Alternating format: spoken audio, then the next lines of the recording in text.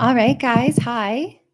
As we get started here, guys, those of you in the chat, will you just let me know that you can hear me? Give me a thumbs up or a yes, or just to make sure that my mic is working. Okay. I'm not sure if you guys can hear me.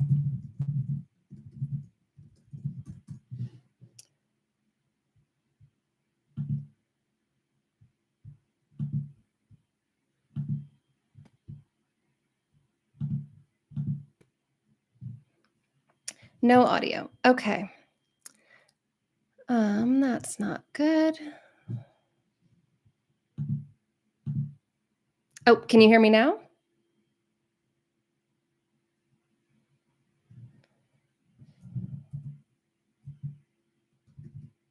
Now we're good. Okay. Guys, we're going to give it a minute. I've had some on and off with the audio today, and I think it's just had a little bit of a delay. But it looks like I'm getting some yeses. You can hear me now? Awesome. Okay. All right, guys. So I'm just going to drop a link here in the chat. I think most of you that I see joining me have registered for this workshop. If you haven't, please go ahead and click this link and register, because after this live is over, it's not going to be available on YouTube. It's only going to be available to those of you who have signed up for the workshop. And you guys are going to have that directory page where you can watch the replays. And we're also going to do some bonus work together. We're going to do some live Q&A sessions, some things in the Facebook group. So if there's anyone on who hasn't registered yet, please make sure that you go ahead and do that. And then, guys, we're just going to go ahead and jump right in. So this is the first part of a 3-part workshop on emotional regulation. And it says limbic awareness workshop up there at the top. If you have no idea what limbic awareness is, don't worry about it. That's what we're going to cover in today's session. And it's my hope in these sessions to give you guys the information you need and also the concrete skills to calm and balance your nervous system. So if you're experiencing shame, guilt, regret, anxiety, loneliness, anger, any emotions that feel really overwhelming, that's what this workshop is about, giving you the tools and the resources to work with those. All right, guys, so I'm got my screen shared here with you. Give me a yes again and a thumbs up if you can see the slides here. Just make sure everything's functioning properly. Okay, awesome. Thanks, guys. So it doesn't matter what stage of separation or divorce you're in. If you are separated a day or if you've been divorced for 6 years, this training is for you if you're finding that you're thinking about your ex, or you have ruminating thoughts about your marriage and the divorce, or if you're feeling anxious about what the future holds and you want freedom from those thoughts, you want to feel confident on your own, and you don't want to be afraid to get back out there and date and love again. And there was a great question at the beginning, I think, from Matthew, saying, hey, what if it wasn't an unwanted divorce? What if I was the one who wanted the divorce because things were really bad in the marriage? If you're feeling these overwhelming and intense emotions, this workshop is going to serve you. So the circumstances matter far less than the internal experience that you're having right now. And one of the complaints I hear from a lot of guys is that they're picturing their ex with somebody else, or they're just thinking about her way too much, or their brain is reminding them of their mistakes and the things that they did wrong. And as most of you are probably finding out, if your brain is doing that, it's really hard to take care of the things in your day-to-day life. You're going to work, taking care of your kids. Dating and finding a new partner often feels just totally impossible and hard to even imagine. And it's really common. I want to let you guys know you're not alone with these experiences. A lot of men take sabbaticals from work. A lot of men experience really physical symptoms as they go through this. So if you're experiencing any of these symptoms, if you're feeling overwhelmed when you have your kids, which is maybe the first time you've ever had them on your own, but then desperately lonely when they're not there, if you're having a hard time sleeping, if you're losing weight, a lot of men experience rapid weight loss to an unhealthy degree, often 10% of their body weight or more, pretty rapidly in the course of a month during separation or divorce. If these emotions are pretty overwhelming on a daily basis, you're having a hard time focusing at work, or if you're reaching out to your ex, either in anger or desperation, or you're feeling afraid to date again, if any of these apply to you, then you're in the right place. That's what we're going to cover here in this workshop. And Matthew, I see that you don't have the anxiety, but you get the shakes and trouble working. Okay. We're going to talk about that in quite a bit of detail, where those symptoms come from. And you had mentioned in a previous comment that there was some abuse. The shakes and the sleep problems and the trouble focusing, those are all symptoms of trauma. And trauma gets stored in the body, and we're going to talk about how that happens. So even if you're not experiencing some of these thought patterns, the tools to work on these emotions are going to help you with the physical part of the trauma that you're still carrying. For those of you that are having the difficult thoughts and it's hard to imagine things getting better, I just wanted to share with you a couple of these comments from people that have done this work with me. Part of it is just being able to see the future again, right? Like, I finally feel like I can get to the other side of this. Or the second comment here, where there's some added goals, right? The goal of finding love again, and a few months before he wasn't even able to imagine that. Or having guilt and shame and negative self-talk decrease. So these are the kinds of comments I get really regularly from men that are doing this work with me. And it's my intention over the course of these 3 live workshops to feel comfortable on your own and still not be afraid to date or love again, to go to sleep and wake up without thinking about your ex, to run into her without having that automatic fight or flight response where your heart is pounding, palms are sweating, to focus at work, sleep through the night, be present with your kids. And you guys, I've even seen men who are able to eventually meet their ex's new partner and co-parent successfully through that. And that's something that's really difficult to imagine for a lot of people at the early stages. Jeffrey's saying, I don't really feel anything anymore. It's like being a robot. Jeffrey, we're going to talk about that too. So that's also a part of the nervous system reaction to some of the things that you've gone through. And what that kind of shutting down and numbing and emptiness, that's all part of a freeze response. So we've got some really good graphics coming up a little further on in this presentation, and we're going to get into why you feel like that so that we can start to move out of it. So limbic awareness is what we're going to work on together in the course of these workshops. It's the most effective way to stop beating yourself up for past mistakes, to get comfortable being alone, to stop all these physical symptoms that you're experiencing, and to build new healthy relationships without being afraid of them. Because that's one of the kind of horrible side effects of going through what so many of you go through in divorce, is that it kind of ruins your ability to trust women in general, right? Or to imagine being vulnerable and opening yourself up to a relationship again. So we're going to talk about this a lot more in the 3rd session, but we'll get into it a little bit today, how this emotional awareness and emotional regulation practice actually translates into healthier relationships. So what is limbic awareness? It is the skill of speaking directly to the emotional brain. And so the emotional brain is the limbic system. You can see it here. It's this set of organs. There's quite a few in there. It includes the hippocampus and the amygdala.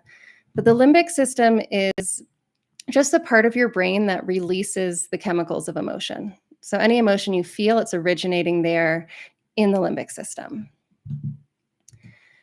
And this is not just a skill for emotional regulation, it's also the foundation of mindfulness and emotional intelligence. And what's really interesting, I think a lot of men and women both think that our brains work very differently. And the thing is, they don't work that differently. We've been socialized in different ways, and there are some biological differences that impact the way we think, but our basic functioning is the same. So once you get this deeper understanding of how your mental and emotional, like, inner machinery works and how to manage it, it's going to give you a lot of insight into why other people act the way they do, how they're feeling, and it expands your capacity not just for empathy, but for this emotional intelligence, so that in your relationships, you actually know what your partner's trying to communicate, even if they're not communicating it very well. And Limbic awareness is a practice, honestly, a lifelong practice. It's a skill that we develop and continue to practice. But when you practice it, you can get some immediate relief pretty quickly. And I'm sharing this slide. This is a fellow Mark who I worked with about a year ago. And Mark had an interesting story. He was in his early 60s and had been married for, I think, 43 years. I know it was over 4 decades. And he had 4 grown daughters. And the divorce was really shocking to him, like I know it was for some of you. And he was in a really, really bad place.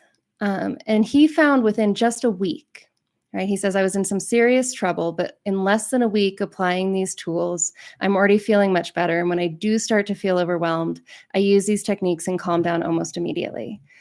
So I wanted to share his comment just to let you know that even though this is ongoing work and it's going to take some time to really develop this skill and make lasting changes, you can expect to feel some immediate relief pretty quickly, even over the course of this week that we're going to be together in these workshops.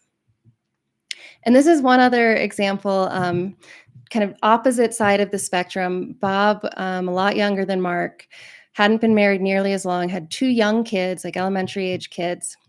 But his story was really, really difficult. His wife left with his best friend. And then not far into the separation, he found out that she was pregnant with the best friend's child. And so it was just such a profound betrayal. But Bob did this work and he really embraced the skill of limbic awareness. And what was so neat to see for him was that not only did it help him feel better, but it let him get to the place where he could actually have a different kind of relationship. And he says, I have an awesome relationship with an amazing new woman. I've shared all of my darkest actions and thoughts, and she accepts me. And this was, for me, this was really eye-opening. Bob was one of my earlier clients, and it just showed me the power of this emotional intelligence, emotional awareness that we can develop to make your relationship safer, right? To make it actually safe to be vulnerable and to trust again because you have this skill set. So some of you don't know me. I know some of you have been with me for a while, but I'm Rachel. I live in Mexico in the state of Oaxaca, up in the mountains. It's quite beautiful. This is my husband, and we have a little dog rescue up here in Oaxaca. That's kind of my side project. So we've always got dogs coming and going.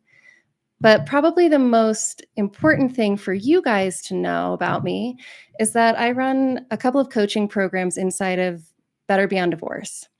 And I help men like you guys, separated, divorced, struggling with these emotions. I help them find energy and purpose, get their wives out of their heads, sleep through the night, and feel better.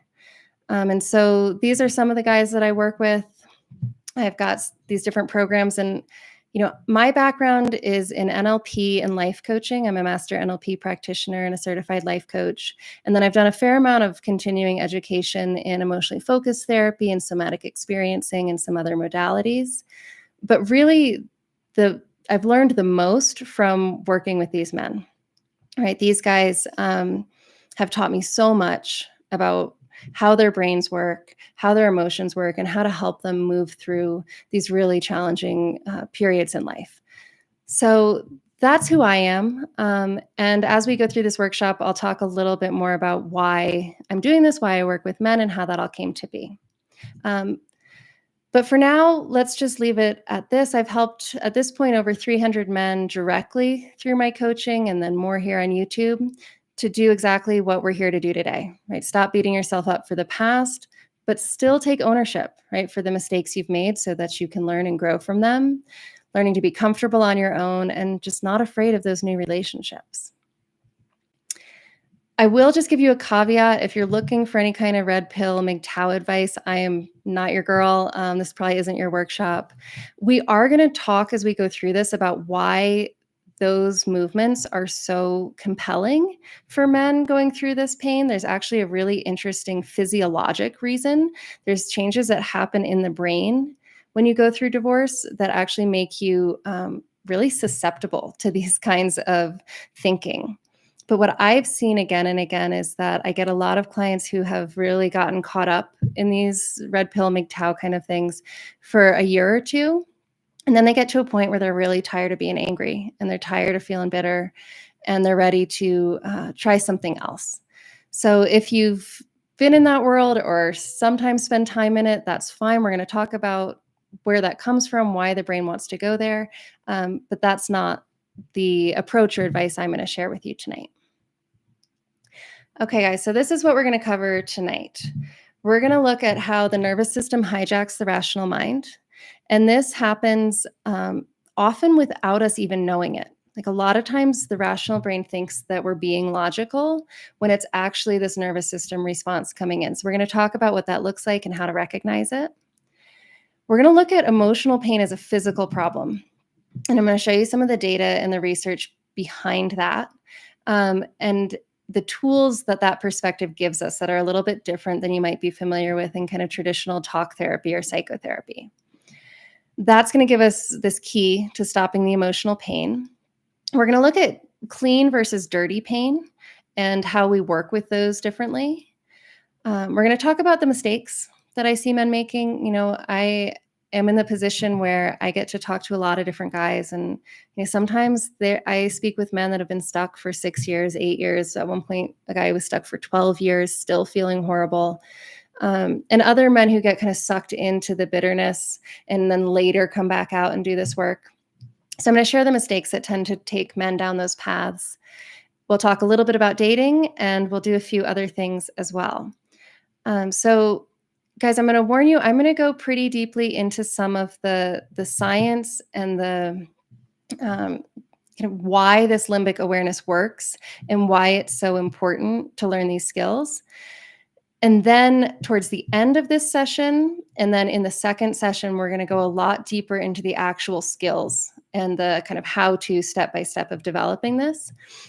And I just want to let you know ahead of time why I'm going to spend so much time in kind of the backstory of limbic awareness. And it's because working with men, I've learned that men are smart and they're rational and they're logical. And they usually don't waste their time or their energy on something that they don't understand or they don't believe is valuable. And for a lot of men, even just this whole emotional awareness idea, they're like, yeah, okay, it's important, it's good, but really I just need to get control of my feelings, right? I need to keep my logical brain on top. I need to get clear and focused. And you're right, that's what we need to do. But the way to do it is actually through the emotional brain. So we're going to hang out a little bit today in the science behind it. Then we'll get into some steps you can start taking right away this weekend. And then in the second session, we'll go a little deeper into the how-to. All right, guys, give me a note in the chat. Everybody's still with me, ready to jump in and get started?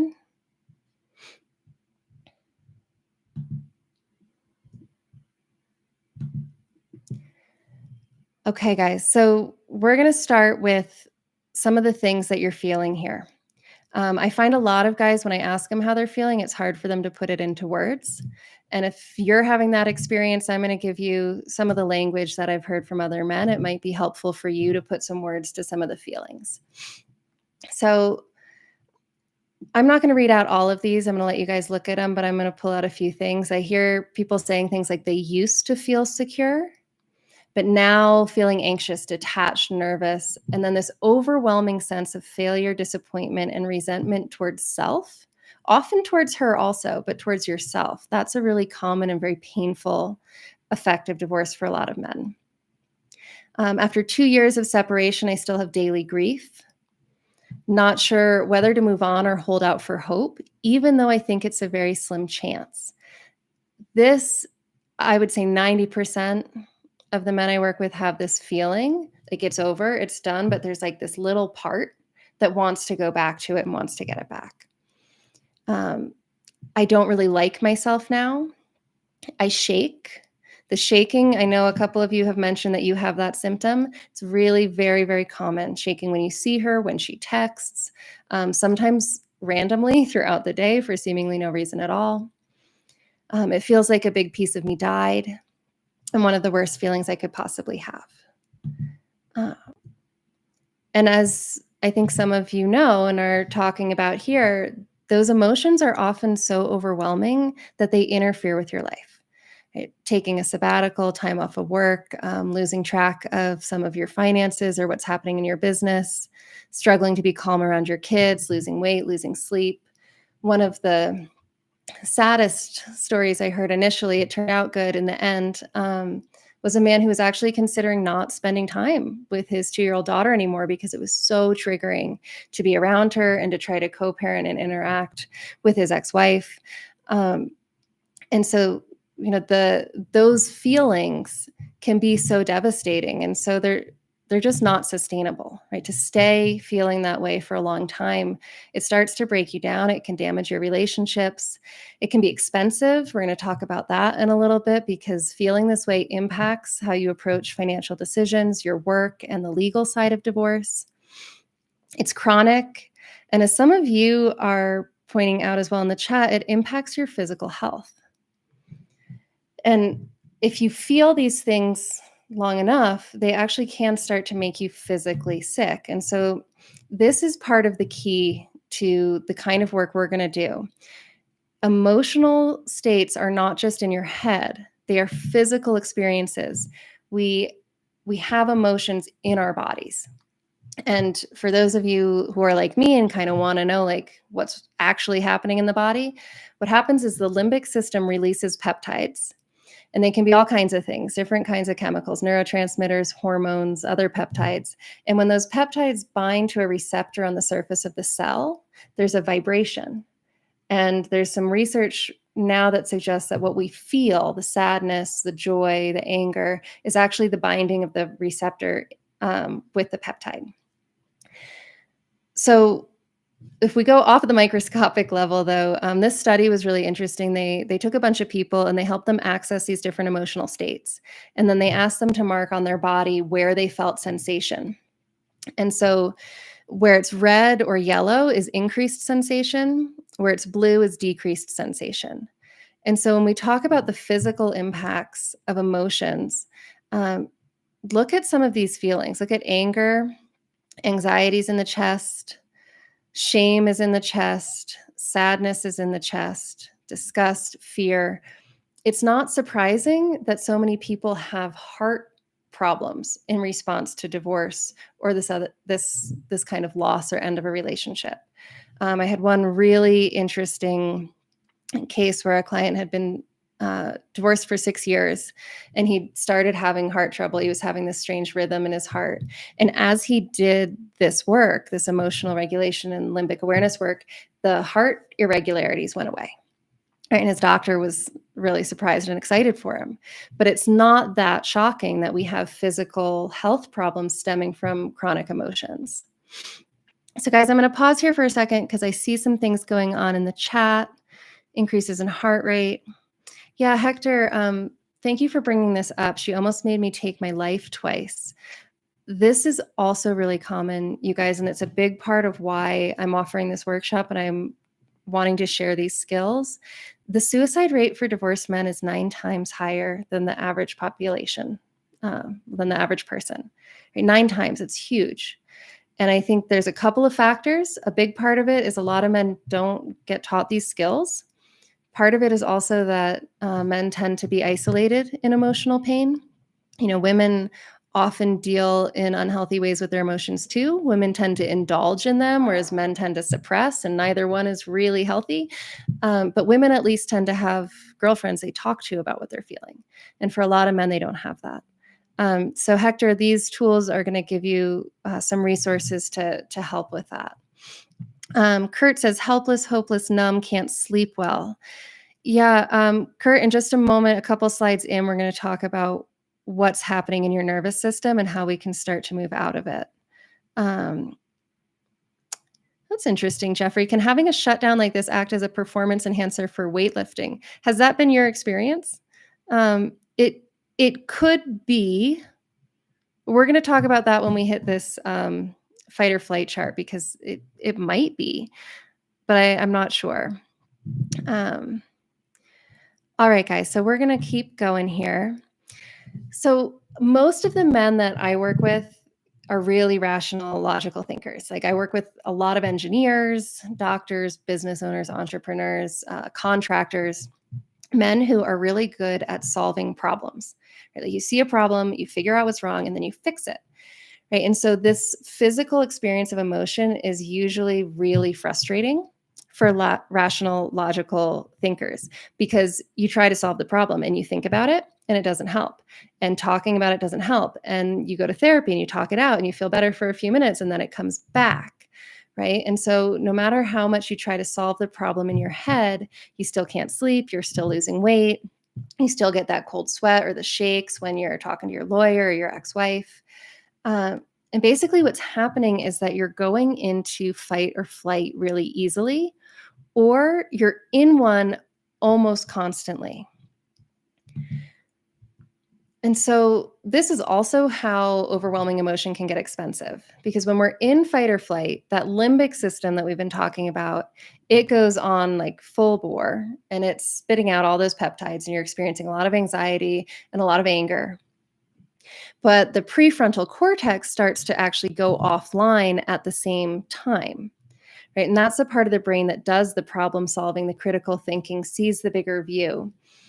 And this state, this fight, flight, or freeze survival mode, is not where you want to be when you have to deal with lawyers and mediation in courts. And I think this is one of the most unfortunate things for a lot of men, is that, if especially if your wife is the one that filed, which isn't always the case, but 70% of the time or so it is, she's had a lot more time to process how she feels, and she's usually pretty calm by the time it happens. Um, you don't have that time, right? If you were just blindsided by this, you're in this huge fight or flight reaction. You're feeling these massive emotions. And now you have to make legal decisions and deal with, decisions that are going to affect you for the rest of your life, your kids, your financial future. And you don't want to be making those kinds of decisions with this prefrontal cortex offline. Um, so, this is where the limbic awareness practice comes in. It's a skill. Anyone can learn this. It doesn't matter how emotionally intelligent or self aware you are. This is just a skill. It's like, I was going to say like riding a bike, but even if, like, somebody who, anyway, it's a skill. Anyone can learn it. It's a bad metaphor. It's a step-by-step process for communicating to the limbic system so that we can stop the release of all of those peptides and start to calm it down. It combines elements of different techniques, mindfulness, nervous system regulation, NLP, somatic processing. We combine all of these tools and modalities to calm your limbic system so that you can feel calm, you can relax, you can think clearly, you can see the bigger picture, you can stop all those obsessive cyclical thoughts, you can stop picturing her with her new guy, you can envision a positive future for yourself. And this is really hard in certain stages of fight or flight, guys. Often you can't see or picture a future, or if you do, it's a really scary and uncomfortable one. Here in the chat, guys, I want to just mention what Steve said. I thought I had control of my emotions until going through separation or divorce. Yes, this is so common, Stephen. Most men are really good at suppressing and controlling emotions. It works. We're going to talk about this more in a minute. It kind of works. A lot of men are good enough at it that they can do it and just function and push through. Those emotions are still taking a toll on the physical body, though. They're not gone. They're just pushed down. But what usually happens is the separation or divorce occurs. And now all of a sudden, those emotions are just so big that you can't suppress them. Like, there's no room for something that strong. And I think this is, again, where that suicide rate comes in. Because if your way of coping with emotions throughout your life has been suppressing it, and now you've just been smacked with something that is way too big to suppress, you don't have another way of dealing with it, right? And it just like hits you like a train, and it's agonizing. And that's a pattern that I see a lot. So you're not alone in that, Stephen, and I'm glad that you mentioned it. So, guys, all of these things are just not possible when you're in a physical state of high emotional activation. And from what I see in the chat, you guys are well aware of that. So we're going to talk about some of the data behind this and what's going on in the nervous system. My brain likes to know why I'm doing something, and I've learned that a lot of my clients really like to understand it too. So I think this part will help you guys, especially from some of the questions that you've been asking. So take a look at this chart with me. I know there's a lot here, but we're going to just kind of break it down. This is a model of what the nervous system does when you feel threatened. So the green zone that's called social engagement down at the bottom, that is when you feel safe. And when you feel safe, the nervous system is calm, the limbic system is calm. You feel grounded, you're curious, you tend to be compassionate, in the present moment, mindful. And if you look over at the right side, it gives you all of these physiological symptoms. And there has been a lot of research into this, you guys, the changes in our body in these different emotional states. So when we're in that calm, safe state, we have good digestion, healthy immune responses, and our ability to relate and connect is really strong. And we'll talk a little bit more about that in a moment. But when we don't feel safe, when we feel threatened, we automatically go into fight or flight. And that part's really, really important because I think a lot of men, because they're so good at suppressing emotions, they think they can control them. You cannot control this process. We're going to use tools to influence it, to shorten how long it lasts and how much it affects you, but you can't stop this from happening. This is hardwired into your anatomy. If you don't feel safe, you start to have a fight or flight response.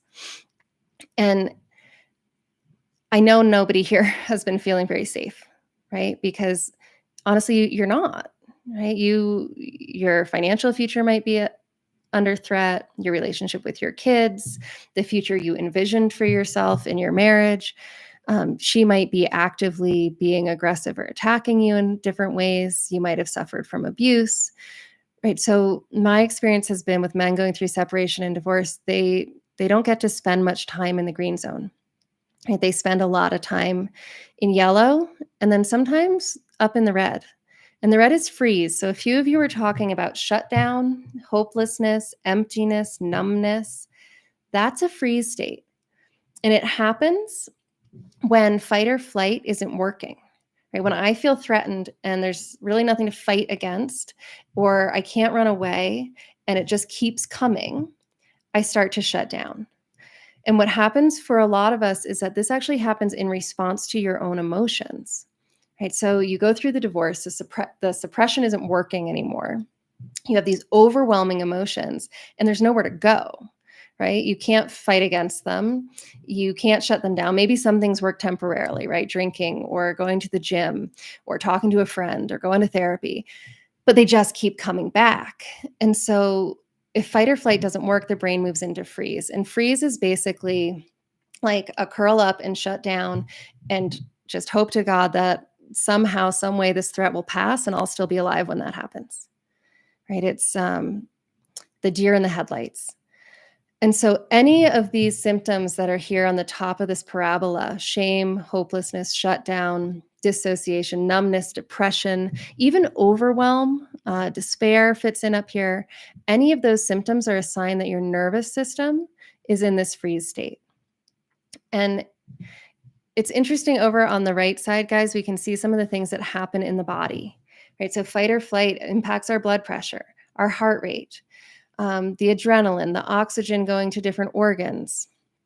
It impacts your blood sugar, your immune response, your digestion, right? So you can see that if you stay in any of these activated states for very long, it's going to impact you physically. And guys, I'm going to show you just a little bit of the research here. So when you're in fight or flight, you lose the ability to think clearly. And if you look down below, you can see a little summary of some of the research. One's ability to think degrades both rapidly and profoundly. And they talk about the neurotransmitters that are active when we're in fight or flight. It degrades working memory and executive function. And you guys, this part, I really want to hit home because this is not a choice. And this is not a matter of self-control or discipline or strength or manliness. This is a physiological reaction that happens whether you want it to or not when you don't feel safe, period. And a lot of men tell me, yeah, I'm really angry. I'm really upset with her, but it's okay. Like I'm making good decisions in the legal process. Or yeah, I'm super anxious and I'm not sleeping, but it's okay. Like I'm tough. I can handle this. I've dealt with stress before. And yeah, I'm making good choices. I'm thinking clearly. If you're in fight or flight, you are not thinking clearly. Period. It's not possible physiologically for your executive functioning parts of your brain to be working at a high level when you're in fight or flight. And this is how the nervous system kind of hijacks the rational brain, I think, especially for men, because I think men are really taught to think, well, if you're just tough enough, you can just control it.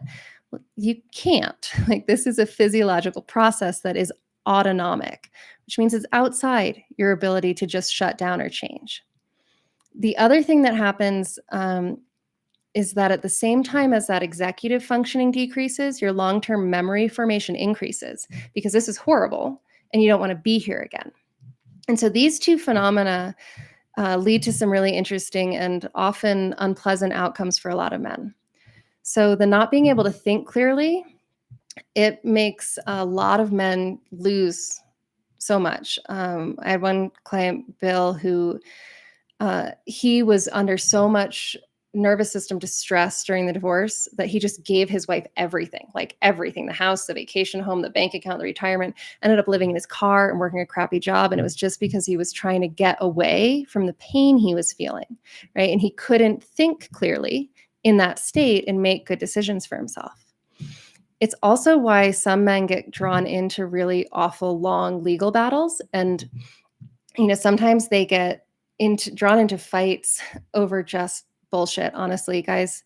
I can't tell you how many times I've heard, like, yeah, at the end of the day, if I just would have to give her like an extra 10 grand, but fuck her, I'd rather spend that on the lawyers because she's not getting it. It's not right and it's not fair. And you're right, it's not right and it's not fair.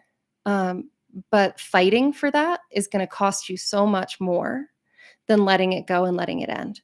And so when you're in that fight or flight response, making these decisions, these legal decisions that are going to impact you and especially your kids for a long time, it's just really hard to do it well. It's also why I think the red pill and MGTOW movements are so popular, because if that part of your brain is forming these strong memories of like, let's never do this again, right? That's exactly what the red pill and MGTOW kind of feeds, is this fear of getting back in the same situation again. So here you are having this fight or flight response, which is causing changes in your brain. And then you hop onto YouTube and there's all of these videos that kind of prey on that fear. And they're like, yeah, man, you're right to be afraid. And they just build what's already happening in your brain in response to fight or flight. Whereas if you were down in that calm green zone, you would be seeing it all quite differently. So if you don't learn how to regulate your limbic system and you stay up here, fight, flight, freeze, it's expensive, it hurts your relationships, can take you down into bitterness and anger. And it also, as we've been discussing, can have a real physical impact on your health. But on the flip side, if you do learn how to do it and you can drop down into that safety zone, that social engagement green area, you can feel calm and relaxed and think clearly and see the bigger picture. And this is where the relationship piece comes in. Certain relational parts of our brain actually go offline when we're in fight or flight. And it's things like our ability to pick up subtle changes in the tone of voice. Because if I'm in fight or flight or freeze, our ear actually becomes more sensitive to really high pitched noises like screaming, or really low pitched noises like big booms, right? So we're tuning into things that are actually dangerous, and we're tuning out the middle tones, which is where human voice and conversation is. We also start to lose our ability to interpret subtle changes in body language, facial expressions, because those things just aren't that important for the life-saving kind of purpose of fight or flight or freeze. And so if we try to get into relationships and dating when we're up in the yellow and red zones, a lot of men struggle. And I want to tell those of you, especially those of you experiencing symptoms in the freeze state, the fog, the depression, the numbness, if you're finding that it feels like people don't want to be around you or that you've been left alone, that is a direct result of being in freeze. Because when you're in that state, it also changes your body language, your tone of voice, your eye contact. There's all these very subtle shifts in you that get communicated subconsciously to other people. And they pick up on it and they go, whoa, that dude's not here for social engagement. That guy's here to like kick ass or or I don't know, like you can tell that that person's not in a safe, grounded state. And so it's actually really tragic that here in the freeze, when we need our social connections the most, often our body language, the way we express ourselves, kind of drop us down. So there's just a lot of reasons to get ourselves out of freeze, fight or flight, and back into the social engagement. And so we've kind of already covered this, right? If you want to co-parent, if you want to avoid unnecessary expenses and have healthy relationships, getting your nervous system balanced is the way to get there. So I'm going to pause for a second, guys, because there's often a lot of objections that come up at this point. There's 3 in particular that I'm going to share with you. And if any of you guys are having kind of questions about this whole limbic awareness approach, please feel free to drop that in the chat now and we'll address it as well. Let's see. My little man says, are these changes permanent? No, they are not permanent. That is what we are going to start towards the end of today's session. I'm going to give you a couple of tools to start changing them. And then in sessions 2 and 3, we're going to go really deep into the process of limbic awareness. And by the end of these 3 sessions, you're going to have a whole toolbox of skills that you can be developing to start to drop yourself out of freeze, back through fight or flight, and into a more grounded state. But guys, there's 3 kind of objections that come up right now for a lot of people. One is that they actually just want to know why. They're like, yeah, all this emotional stuff is great, but I'd like to know why she left, why she's doing what she's doing, why she made this vow and is backing out on it, why she's attacking me or abusing me or blaming me. And if I could finally understand the why, I could either fix it or I could accept it. And for a lot of men, they feel like they didn't do anything to really warrant the divorce, right? You didn't, if you didn't cheat or drink too much or you weren't physically abusive, you didn't lose all the money, like it feels like there's not a justifiable why to give up on this.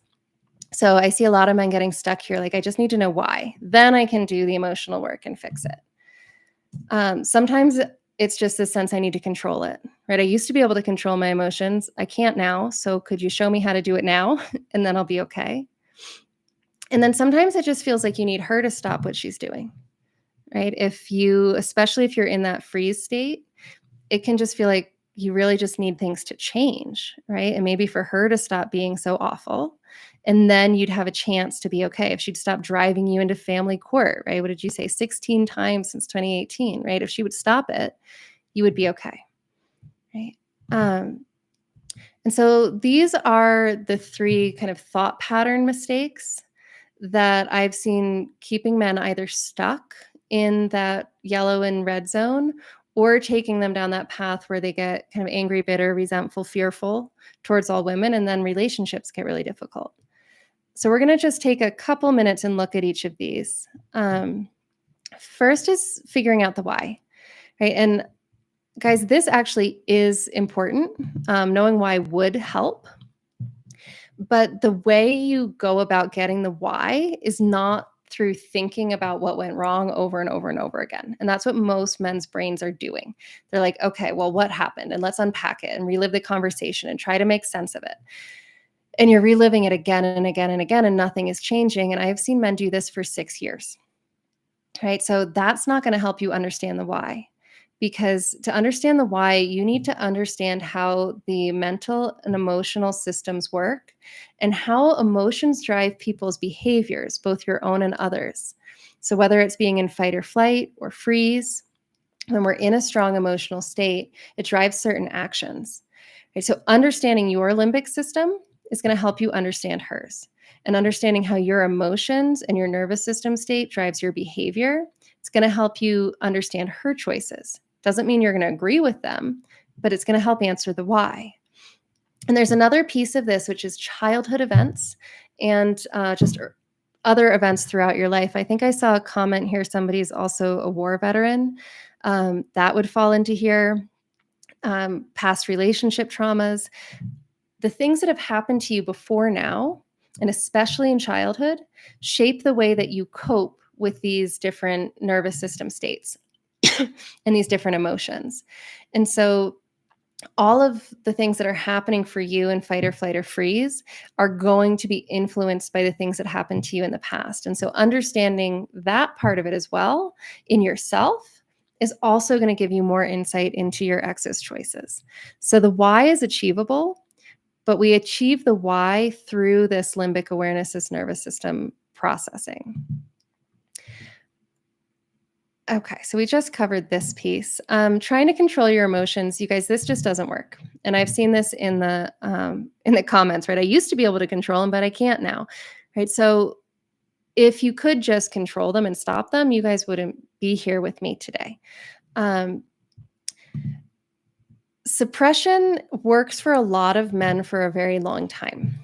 Lets them be very successful in their businesses, often make a lot of money, seem pretty calm and together throughout their lives. But suppression is just that. It's not getting rid of anything, it's just pushing it down. And usually, what happens is either it creates an explosion, and sometimes that's lashing out in anger, but a lot of times it's you're okay, you're fine. And then like divorce happens and it all just erupts on you. And now you're just kind of being drowned in this overwhelming emotional sea. Or if the suppression kind of sticks and you're able to keep it all down, it often creates physical disease eventually. There's other ways that we try to control emotions. All of them tend to work temporarily, right? I saw somebody was posting about drinking every day, right? That kind of works, right? Kind of tones it down, takes the edge off, but it doesn't fix anything. It's not solving the underlying problem. And so it's kind of got a shelf life. It's going to work for a while, but it's not actually fixing anything.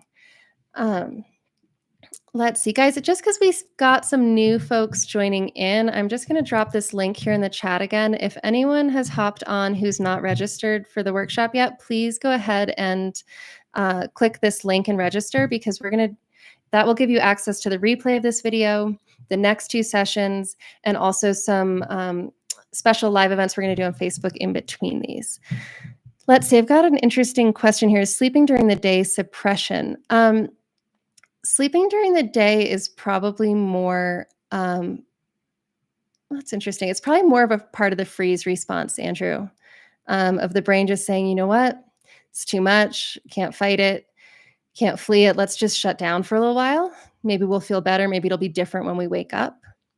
It also can be the brain trying to protect you from some of what you're feeling. So in that sense, it could be a little bit of suppression.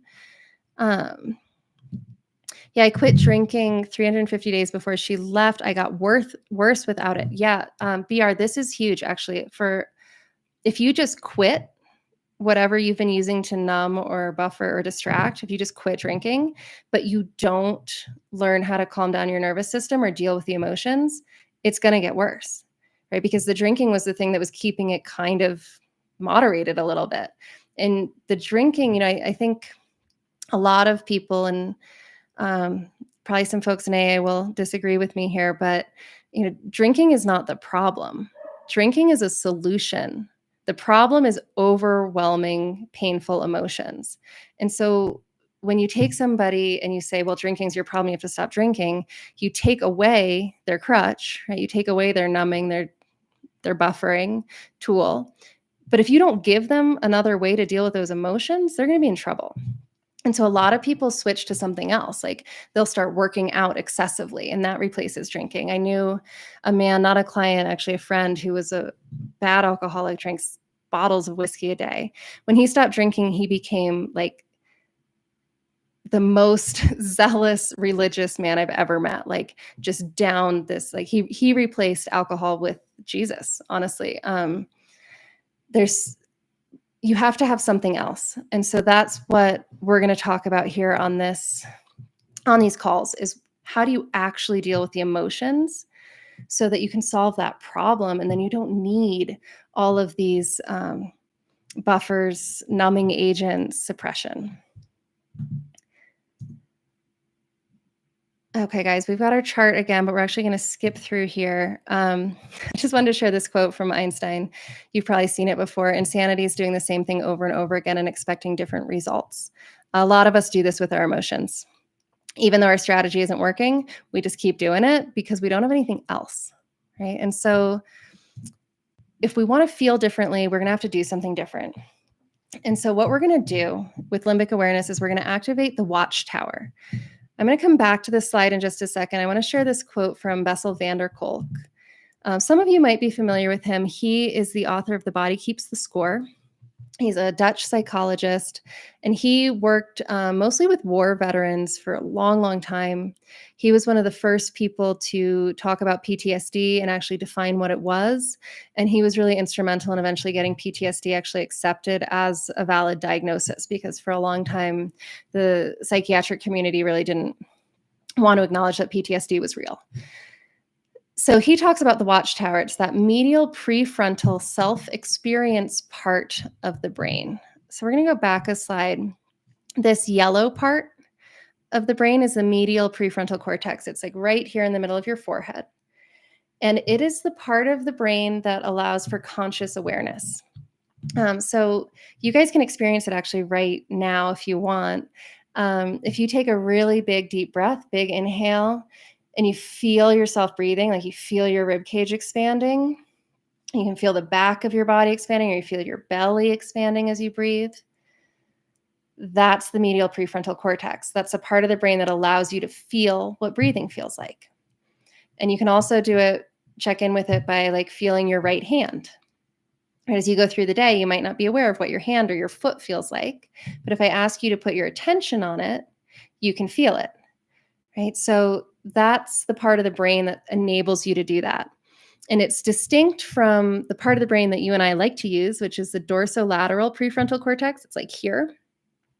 That's the part of the brain that does our critical thinking, our problem solving.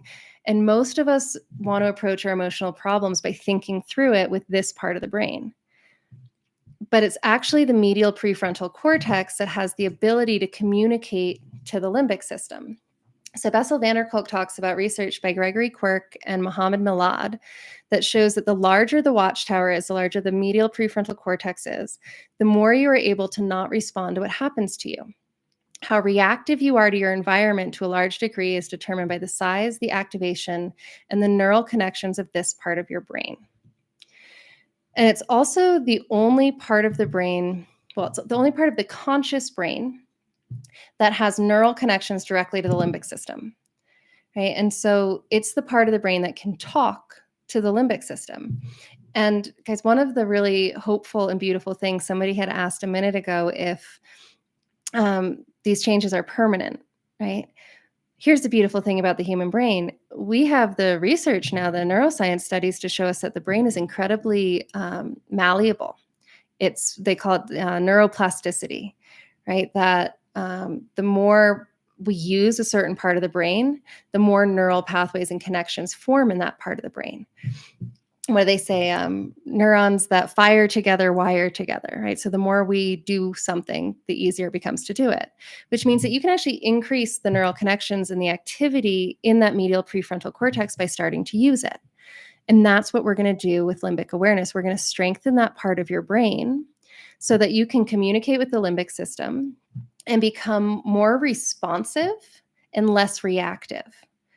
So that's where we want to go, is that when stressful situations happen, when you've got to go to court, and you have to deal with your ex-wife, when you're parenting your kids all by yourself, when those stressful situations happen, the goal with limbic awareness is for you to be able to stay calm and grounded and see clearly and have a balanced memory of the past and a clear vision of the future, and choose how to respond in the most effective way instead of getting caught up in this reactivity of fight or flight where you're not really consciously thinking through or making choices about your behavior. And so really the only logical way to get there is by activating this medial prefrontal cortex, because our logical centers of the brain, they just don't have the neural connections necessary to calm down the limbic system. And this is why a lot of you have probably experienced, well, I know that, I'm safe today. I know that everything's okay, but I'm just so anxious. Or I know that it's over and we're not getting back together, but there's this part of me that's holding on and just keeps fantasizing that she's going to come back.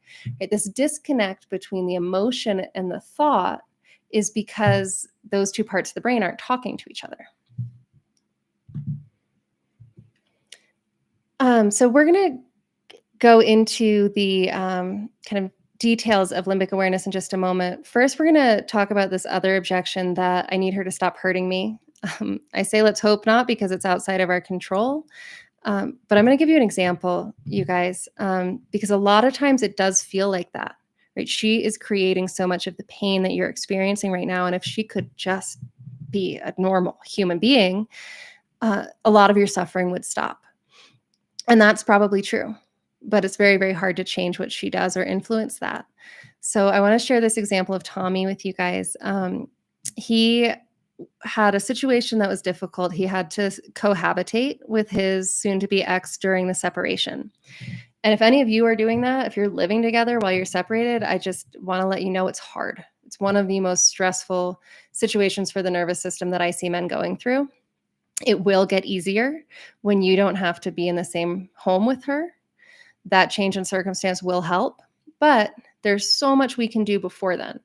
And so Tommy was one of the clients I had who was shaking, right? He was like, I just shake during the day and I don't know why. And I can't focus at work. And he was in so much distress. And his wife was quite verbally and emotionally abusive. And she would drink too much. And then all of that would come out. And I remember so clearly the day that Tommy came to a coaching call and he was like, it was so cool. He was like, last night I came home. She'd been drinking and she just like lit into me and it was all the same old bullshit and just attacking me and blaming me and being so vicious. And he was like, it was like none of it could touch me. He's like, it just bounced off. And he's like, I didn't feel cold. I didn't feel shut down. I just felt calm and it just wasn't about me. And I didn't take it on and it didn't kind of steal my energy or put me into fight or flight. He was able to just stay grounded in that green state, even when she was right there in front of him being aggressive. Okay, and so I wanted to share that with you because it is possible, even in extreme circumstances, to get to that grounded green state, even when there is actual shitty circumstances and threats from her. And here's just a couple of other quotes from guys who've been in tough situations and have practiced limbic awareness, right? Saying it's life-saving, life-changing, changing their opinion on counseling. A caveat, I'm not a counselor, I'm a coach, but it is very different what we're going to be doing with these exercises from talk therapy. And I just want to be clear, I'm not saying that what she does doesn't impact you. It does. And, honestly, guys, this is what got me into coaching men in the first place. Is I was working with a lot of women. I wasn't coaching around divorce. I was coaching women with depressed partners.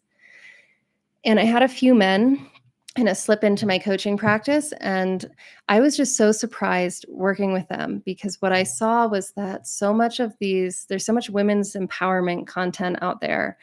Well, it masquerades as women's empowerment content, but it's all that like narcissist content, right? That I'm sure you guys have seen. And it's so damaging. And I had no idea at that point in my coaching how bad it was. And I didn't realize the impact it was having on men. That so many women were doing this empowerment work that was really just villainizing men work.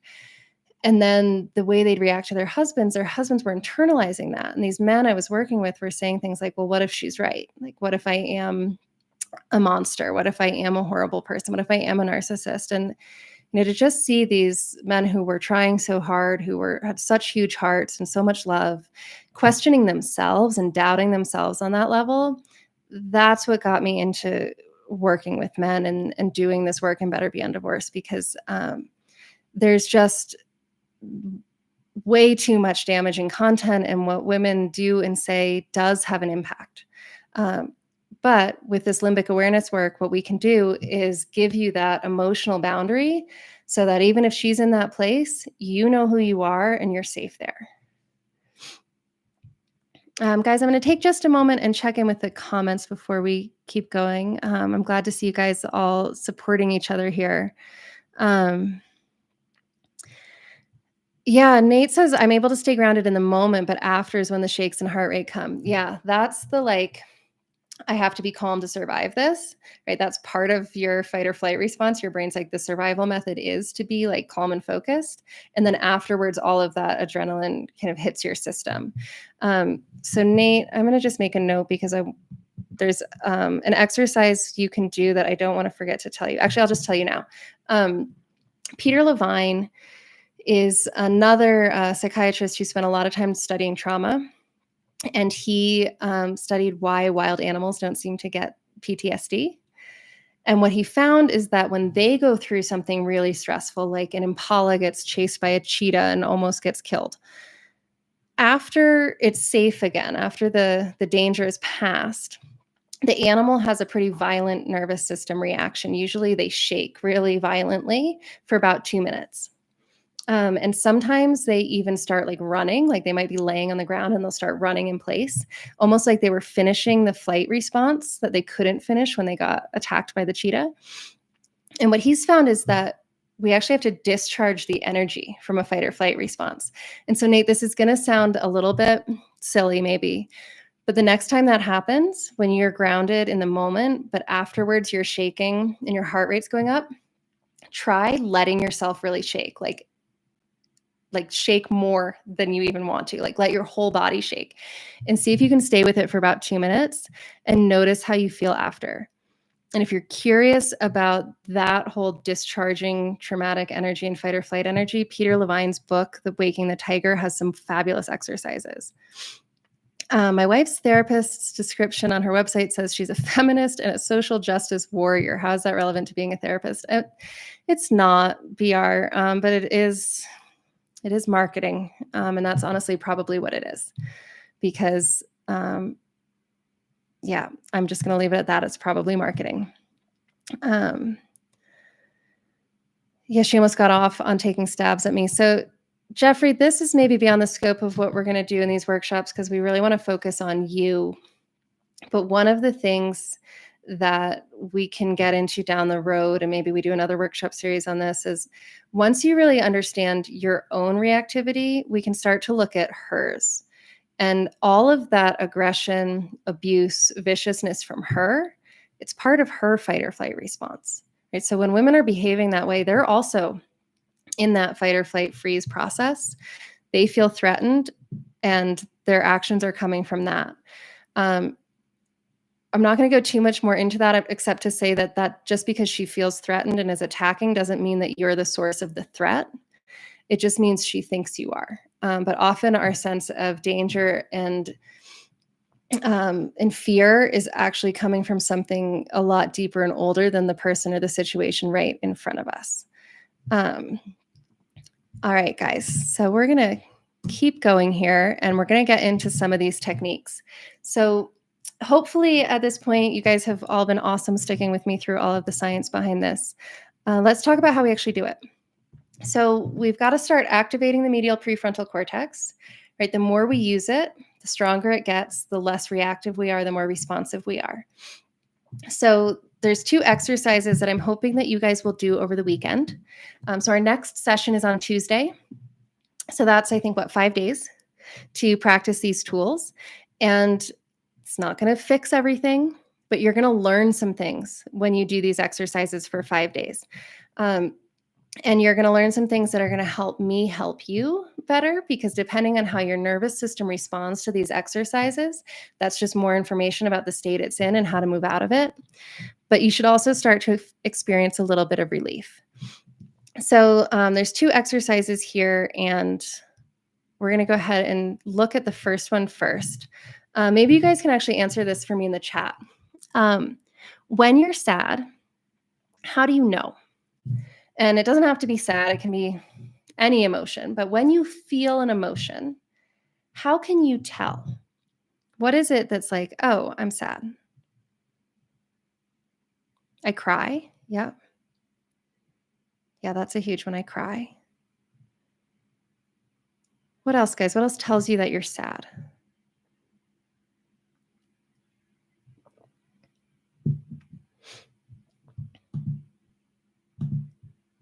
Yeah, I cry. I feel crappy. We feel it in our body, right? And this is true with every emotion. You guys get kind of out of breath, pit in the stomach, emptiness, low energy, deep feeling in the gut. I cry. I don't want to move. Yeah. So you know you're feeling an emotion because you feel it in your body, right? And for a lot of people, sadness in particular, especially if you're allowing it and not suppressing it. It often starts in the chest and rises up the throat and kind of pours out your eyes. Yeah, pain in the chest. The emptiness after anger leaves. Yeah, Brad, so often if we move through anger, we're left with sadness, right? And I think a lot of times that's actually what anger is doing for us. It's protecting us from having to feel sad. Yeah. Um, Andrew, I don't know if I can feel the difference between sadness and loss of her because of attachment. Um, the the loss of her because of attachment is going to make you feel sad.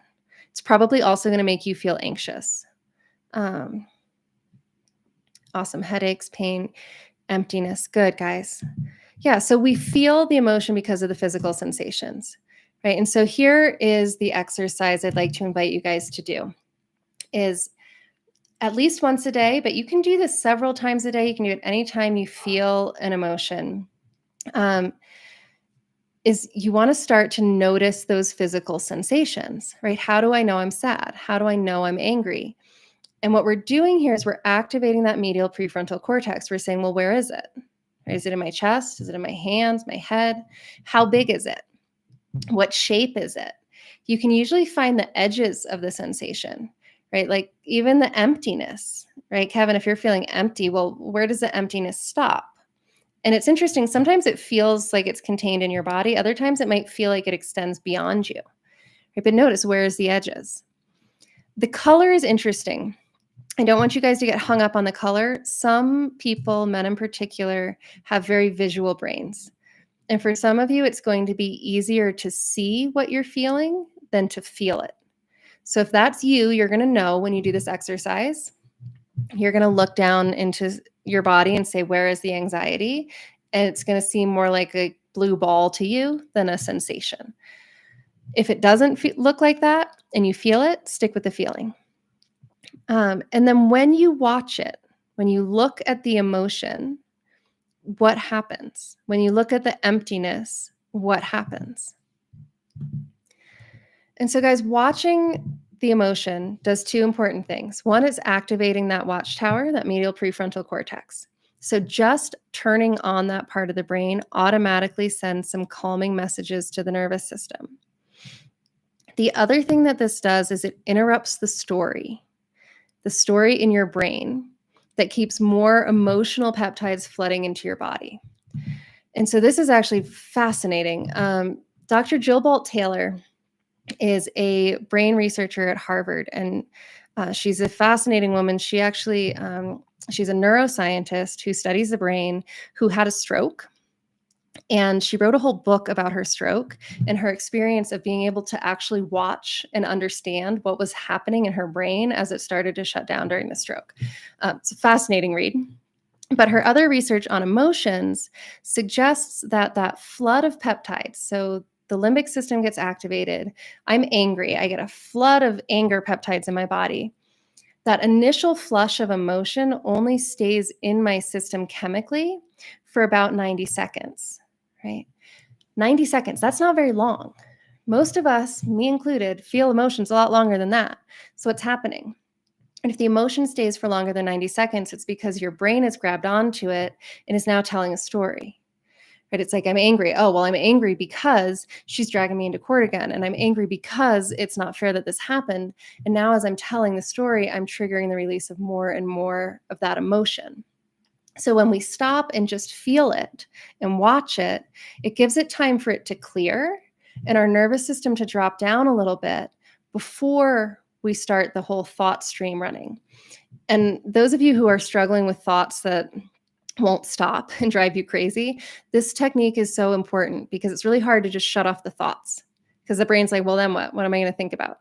Well, I'm going to think about where the feeling is, right? Where is the sadness? How big is it? What shape is it? You're giving your brain something to do that interrupts that thought, gives the emotion room to pass, and then the way you think is a little bit different out the other side of the emotion. So guys, just going to check in with you here in the chat. I only see black and white and I feel lost. These are just signs that you're feeling some of that freeze state. And what I'm going to encourage you to do is just be really, really gentle with yourself and take these things slowly. right? Maybe you just do this once a day and you just stop and you notice what it feels like inside your body. What do your hands feel like? Right? If the emotion is too much, or you have a hard time seeing it, or you touch it and it feels scary, then just notice, what do my hands feel like? What do my knees feel like? What does my right ankle feel like? That's still activating the medial prefrontal cortex. And the more we activate that part of the brain, the easier it is to use and the calmer our nervous system is going to be. Let's see, Nate, does the prefrontal cortex interface with the vagus nerve or vice versa? So that's an interesting question. I have to say, I don't know exactly the physiology of that, Nate. I know that the prefrontal cortex, so the medial prefrontal cortex interfaces with the limbic system, but the rest of the prefrontal cortex doesn't, right? So, like, the problem solving logical part of the brain doesn't talk to the limbic system.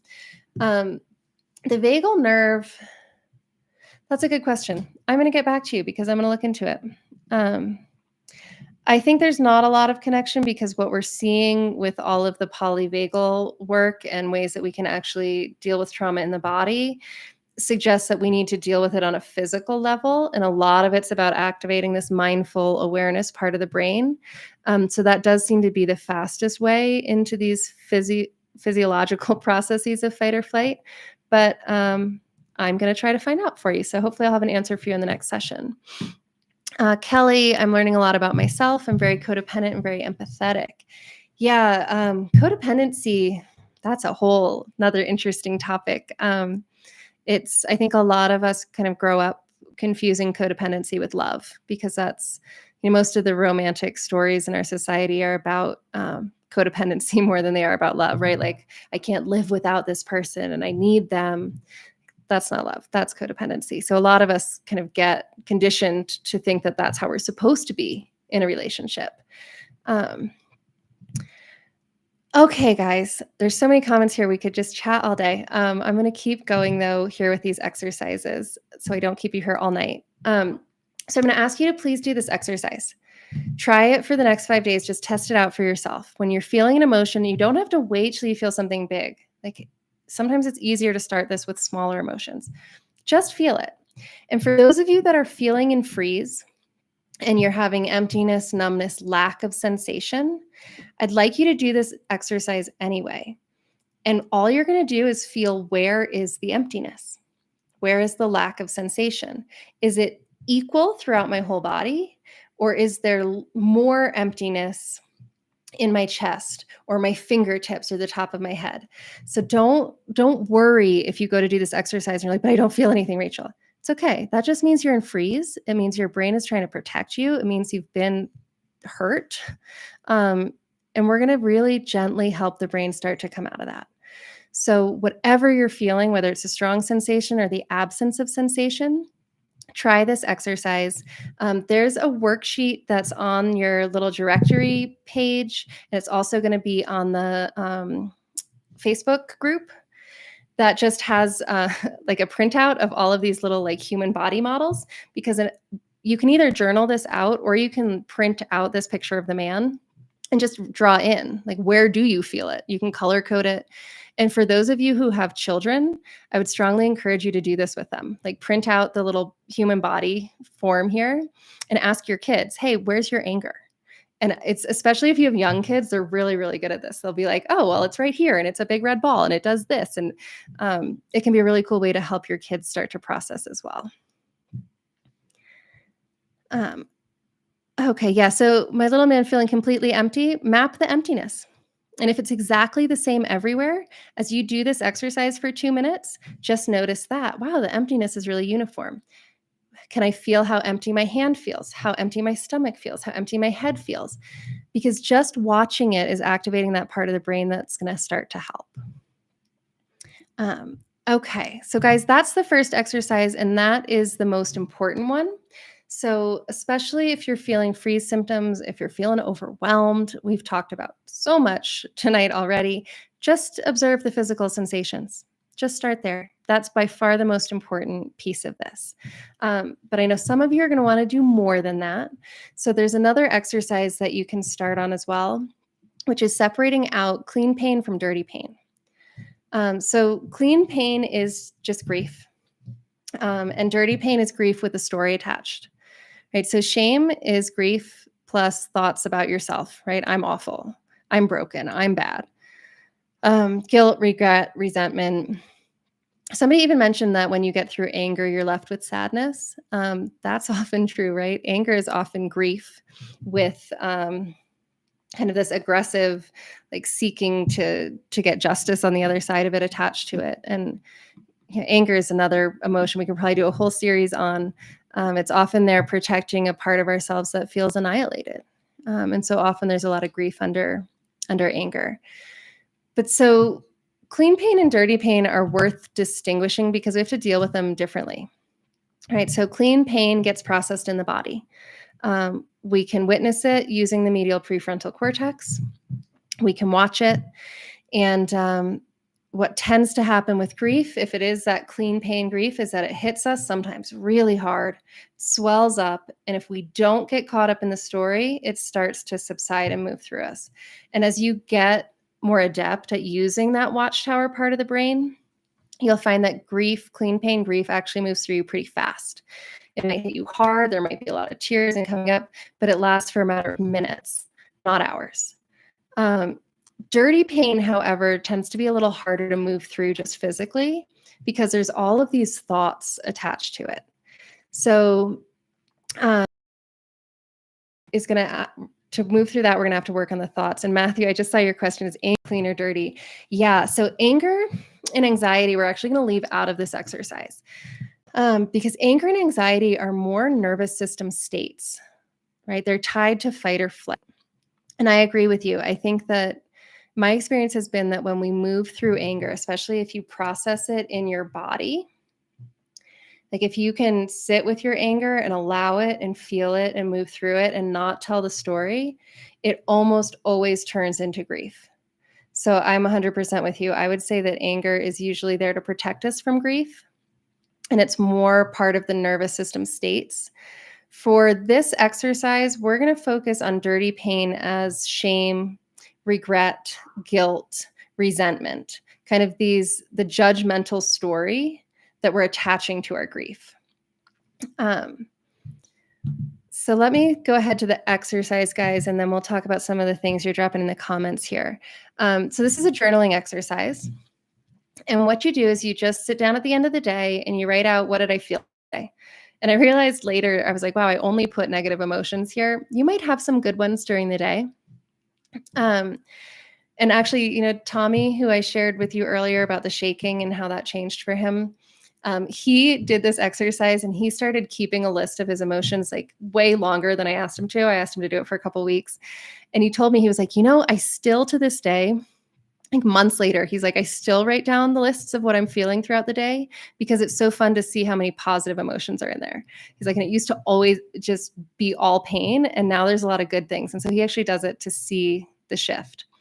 But for this exercise, we're just going to write out the emotions and we're going to circle the dirty pain. And let's really stick to things like shame, guilt, regret. I circled frustration on here. I'd probably leave that out. But we're looking for a painful emotion of grief with a judgmental thought attached to it. And then you're just going to identify the thought, right? Like regret is grief about what I've lost with the thought attached, like I can't believe I didn't go to couples counseling, right?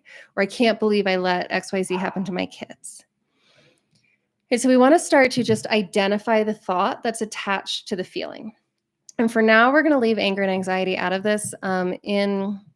I don't know if it's going to be in the second or third session, you guys, but I'm going to give you some exercises for actually having a real conversation with anger and anxiety that allows you to move through them into the clean pain, which then you can process and start to release. So we're going to deal with those a little differently. This exercise is just a starting point. It's just building awareness. Let's start to track the relationship between how you think and what you're feeling. And let's help your brain start to see how some of these thoughts that you're having, I should have done this. I can't believe I did that. This must mean I'm a horrible person. This means that she's a horrible person. Okay, that the storytelling that's going on is taking the grief and adding all of this suffering on top of it. And so when we start to track the thoughts, we can start to see some of those patterns in our own thinking. So these exercises are not the whole process of limbic awareness. We're going to get a lot more into that next week. But they are going to be a foundation for our next session. And they're going to help you guys start to develop and get a feel for what this part of the brain looks like, feels like, what it's like to work with it. And I think you'll get a lot more out of the next session and kind of the more detailed process of this when you have that experience. So let's see, guys. There's a couple questions here in the chat I want to just address. I read a book on how grief is different than ambiguous grief without death, different type of processing. Yeah, Nate, that's kind of a little bit what we're talking about, right? It's not uncommon for men to tell me, gosh, it would have been easier if she died, right? And it's true. It's because if she died, that would just be clean pain, right? It would just be grief. But now we have all of these stories and judgments attached to the grief, and it becomes more complicated. And we do have to start to sort out those thoughts and start to shift what we're thinking in addition to processing what we're feeling in the body. So we can do all of that, but we're going to start just by activating this part of the brain and starting to track the way that we're feeling. Okay, guys, so these links, everyone who's registered for the workshop so far, you guys should have a link to that directory in your emails. If not, I can always send it to you again. If you haven't registered yet to get access to all these pages, make sure you do. I'm going to post these PDF files on the directory, which is also where the replay is going to be, and in the Facebook group. So guys, I know I talked a lot today about like why this matters, why we're doing it, and less about how to do it. But I hope you understand the reason for that. I've just learned that, especially men, if I just give them some like woo-woo exercise and there's not a background of why it's important and why it works, they're not going to invest their time and energy in it. So I hope that it's been interesting for you and helpful to understand some of the science behind what we're doing in this workshop. Next session, we're going to keep going. We're going to go a lot deeper into the how-tos. We're going to talk about this whole idea of sitting with pain, what that means, how to do it effectively without growing pain, but actually processing it. We're going to talk about those ruminating thoughts, different emotional regulation strategies. We're going to focus on the 3-step strategy that I use with my clients every single day that helps you get to that place of joy again. We're also going to talk about some specific things. Like a lot of men struggle with these mental images or videos of their ex having sex with another man, and they can be terribly disturbing and stressful. So we're going to talk about those kinds of images, how to stop them, what to do with them, and also how to start applying what you learn about your own emotional landscape and your limbic system to your next relationship. And if you were blindsided by the divorce or you feel like you don't understand it, this piece is going to be really, really important for you to be able to have healthy relationships going forward and feel like you can take the chance to trust again. So that's where we're going on Tuesday. If you've registered with me, you'll be getting email reminders and links to that session. So guys, I'd love to hear from you. What's a takeaway for you from the session? What's going to stick with you? What's new to you? What felt important? I've got a list of things I hope you'll take away from this that I'll share in a moment, but I'd love to hear from you as well. What stands out to you guys tonight? Matthew, Stephen, you're very welcome. Thank you guys for being here tonight. One other question, in addition to takeaways, you guys, I was going to do some Q&A at the end tonight, but you guys have already been here with me for almost 90 minutes. It's a lot of time to be focused on this. And as much as I like the chat, I'd love to have a little more interaction with you. So I'm thinking about maybe doing a live Q&A session about this session in the Facebook group or on Zoom over the weekend. So if I did an additional like live Q&A where we could kind of all meet face to face more, is that something that would be appealing to you guys? Would you want to come to that? Just let me know here in the chat, because if it is, then that's something I'll go ahead and schedule. Maybe we'll do the Q&A that way. Steve, I'm a year away from my disaster, and it feels like it gets worse every day. I've tried everything. Hope the miracle shows up soon. Yeah, Steve, you're welcome. And please do try these exercises. I know when what you're feeling is as massive as what you've been through, these little things can feel almost kind of silly. Right? Like that's what Tommy told me. He was like, in the beginning, I thought your little exercises were really silly. He's like, but I was desperate, so I did them anyway. Um, I hope you'll try them anyway too, Steve, because they do bit by bit start to impact your nervous system. And then things start to shift. It's not like a big insight that everything's better, but it just starts to let you come back down into the green. And that's where I think the miracles do start to show up. Okay, I see some interest in the live Q&A depending on the time. Okay, so yes, I will definitely schedule that then, you guys. Oh wow, Matthew, thank you for being with us. Where are you, Matthew? Are you in 2:30 in the morning? You must be in Europe, I think. A couple takeaways. I knew a lot about the limbic system, but using the features of that with these exercises is really useful. Awesome. Jeffrey, I'm glad that you've got that takeaway of you're not alone. You are not alone with this. I know it feels like it so much of the time. So I'm glad that you came. Thank you. Guys, I'm going to show you I'm going to put up here. I'm not going to read all of these, but here's some of the takeaways that I would suggest focusing on, especially preparing for our next session. Appreciate hearing how you got into this. I was also noticing the lack of help for divorced men versus the very much more ubiquitous, toxic, problematic women empowerment resources for women. Yeah, we could talk about that probably a whole bunch. It was really eye-opening for me. That's all I'll say is I did not realize how much toxicity was in a lot of the coaching that women are receiving. And I'm realizing too what a disservice it does to women because so many of the clients I work with, their wives aren't happier after this. Like they have so much anger, and it's because there's such a victim villain kind of framework to so much of that empowerment coaching, right? It's like you've been the victim of the patriarchy and the narcissism and all of this. And then there's just so much anger from that, and there's not much empowerment. And I don't think it helps women very much, and it really hurts the men who care about them. So, yeah, definitely what drew me into this. And I have to say, I really like working with men because you guys tend to be so willing to do the hard things, right? You really are willing to look at yourself, the role you played in it, your responsibility, your emotions, even though it's painful. And it's been really rewarding to work with men. All right, guys. So I'm seeing lots of positive for the Q&A, guys. So that's definitely going to happen. I'll schedule it and probably send you out an email tomorrow. I'm going to post this live stream up on the directory page so you can catch the replay there.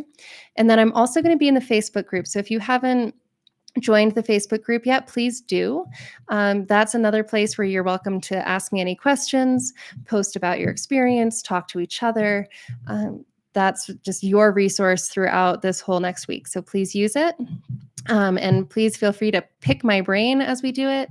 And on the Q&A, depending on how many people come, we'll also have some time to do a little bit of coaching there as well if there's something you want to work through.